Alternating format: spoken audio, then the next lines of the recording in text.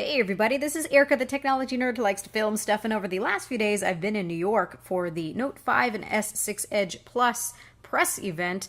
Now, if you guys want to know how these press events work, you get invited, you go, you get a hotel room, and I got a really small pod hotel room. I don't recommend it. It's like a ship cabin, but even smaller. So you go to the event, you get to meet lots of people, you look at all the devices and things, and then just when you've gotten used to all the craziness, you travel back home. So now let's take a look at the Galaxy Note 5. Let's look around the device. It looks pretty much like the Galaxy S6 does. Samsung has now adopted this type of appearance. On the left-hand side, we have the two volume rockers looking very much like the S6. On the front, we have our 5-megapixel camera sensor. On the bottom, we have our capacitive buttons and also the fingerprint sensor. On the right side, we have our power button. One of the most notable things about the Galaxy Note 5 is that curved back. It's supposed to be more easy to use one-handed, Samsung claims. Now here's the Galaxy S6. You can see that the cameras look very similar, actually both 16-megapixel sensors. I don't know if there's going to be a discrepancy between Sony and ISOCELL sensors used. We will find that out soon.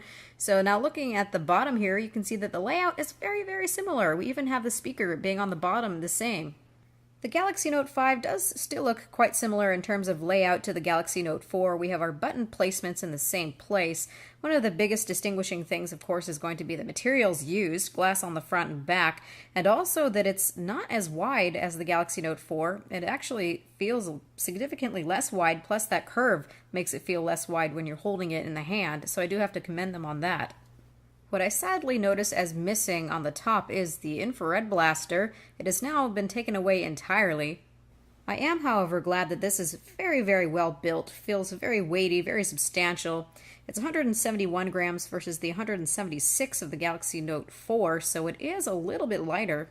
Now, the biggest slap in the face to the Note fans is that it doesn't have a removable battery anymore. It doesn't have an SD card slot. I'm not actually someone who would interchange batteries, and I didn't really use an SD card, but I still can't help feel betrayed that this no longer feels like a power user phone, but rather a larger S6 that happens to have a stylus. And I don't know if a lot of people are going to be using this stylus. It feels as though there might not really be a reason to update from the Galaxy Note 4, which at this point is at a lower price due to the new one coming out. If you're somebody who really needs a removable battery and SD card slot and you don't want to have a glass back, I would just stick with the Galaxy Note 4. I was easily able to get an inductive charging adapter for my Galaxy Note 4 battery, so I can set it on a pad and it will charge with inductive charging. Now, I know that Samsung brags with their new inductive charging on the Galaxy Note 5 that it can charge from 0 to 100% in 2 hours, so it's faster wireless charging, but it doesn't make up for the fact that we have lost our ability to take out the battery, and also doesn't make up for the fact that we have a smaller battery in here. Yes, that's right. This is a 3000 milliamp hour battery. Now, it's hard to say in the real world how long this battery is going to last, but this does have the same SoC, same frequencies as the S6, also has a larger display, so I'm assuming we're going to get somewhere around what the Galaxy S6 gets.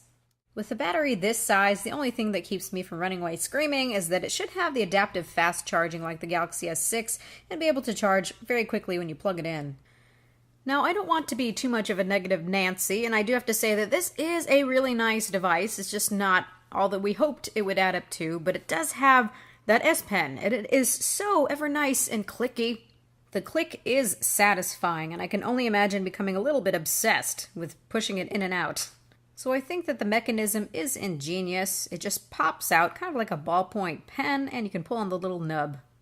Samsung did create another feature that I feel like I'm going to get quite obsessed with. So when you pop out the pen, the display turns on, but it's still black. It's mostly off, quote unquote, but you can make these notes right on the display with the display off by simply pulling out the pen. And by the way, this pen is more responsive. It feels a lot more fluid. There isn't a lot of delay, so really great job there on the pen.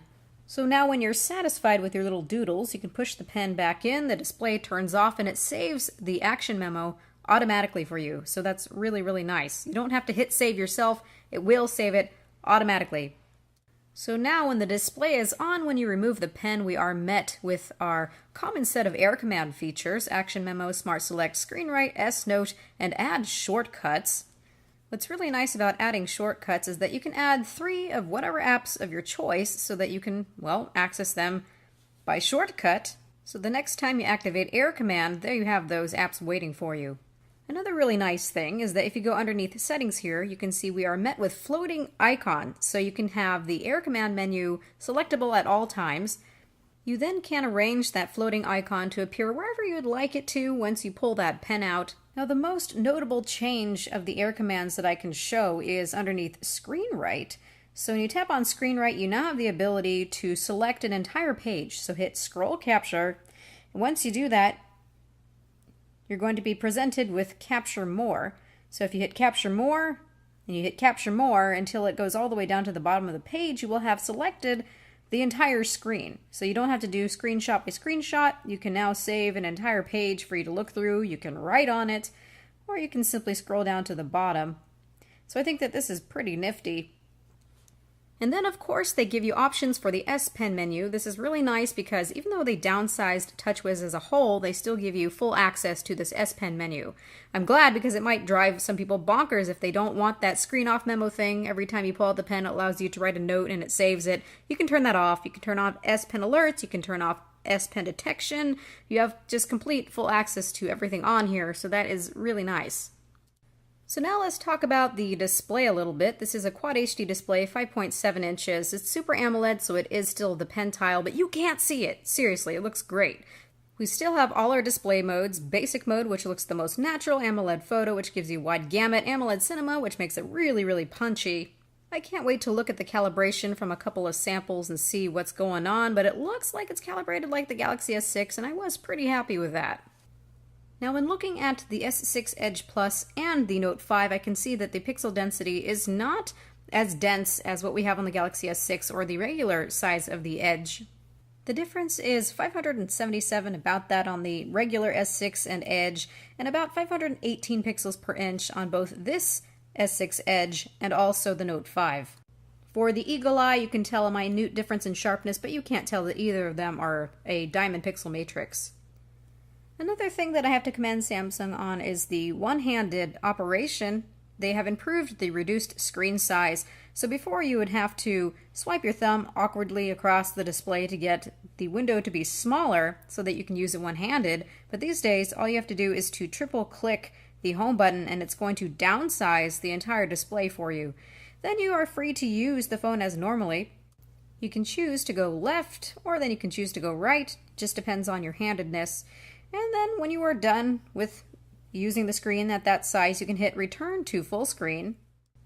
Then just as some miscellaneous software features, we have the ability to open pop-up window, so you can have up to 5 applications open at one time. You can move them about. This makes for some pretty great multitasking, although I have to wonder with that 4 gigabytes of RAM if that is now enough to deal with the RAM management issue that we've been seeing on the Galaxy S6. Anyhow, just like with the Galaxy S6, we have the theming options, which I have really enjoyed. It really does feel that I have a personalized phone, so that is now brought to the Note. We've still got the double-click feature of the home button to access the camera. It's still nice and zippy. This phone feels just as fast as the Galaxy S6 does. Well, not surprising, it's got the same SoC. We do have one new camera feature, though. It's called Live Broadcast. Everything else looks the same, though. It's a periscope type of a clone thing that is powered by YouTube, so you can live broadcast to YouTube. I'm going to have to test that out and see how I like it, but now that's an option. As far as some accessories, we do have this keyboard case type thing, so you can pop the keyboard off and put it on and use it to type on. So when you look at the back here, there are no nubs and there is no connection to Bluetooth. It's simply just a capacitive film that allows you to type. Now just realize it's not battery powered, so there's no backlight. The keys feel okay, but the appearance is a little bit archaic and gaudy.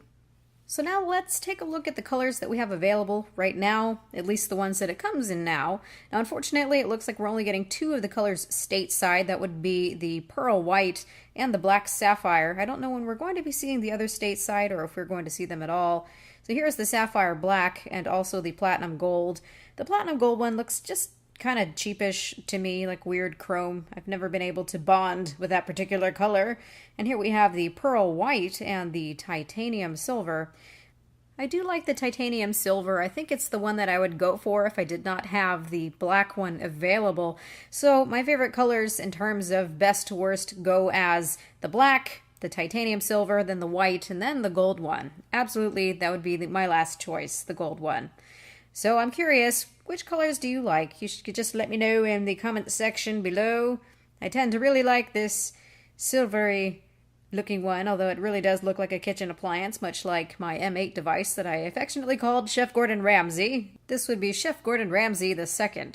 So next up, I am taking a bit of a look at the Galaxy S6 Edge Plus. Stay tuned for that. I'm going to be editing this one after this video, so let me know what you think about the Galaxy Note 5, everybody. This has been Erica, the technology nerd who likes to film stuff. Please rate, comment, and subscribe. Both of these guys are going to be available the 21st of August, so that's coming up real soon. Tell me in the comment section below, yay or nay, which one you would go for. Have a good night, you guys.